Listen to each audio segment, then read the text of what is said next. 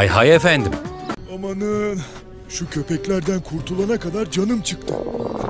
Amanın, şu köpeklerden kurtulana kadar canım çıktı. Amanın, şu köpeklerden kurtulana kadar canım çıktı. Amanın, şu köpeklerden kurtulana kadar canım çıktı. Amanın, şu köpeklerden kurtulana kadar canım çıktı. Amanın, şu köpeklerden kurtulana kadar canım çıktı.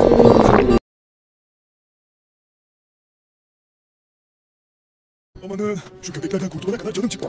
Amanın, şu köpeklerden kurtulana kadar canım çıktı. Amanın, şu köpeklerden kurtulana kadar canım çıktı.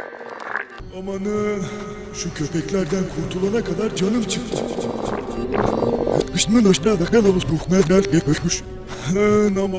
Amanın, şu köpeklerden kurtulana kadar canım çıktı. Amanın, şu köpeklerden kurtulana kadar canım çıktı.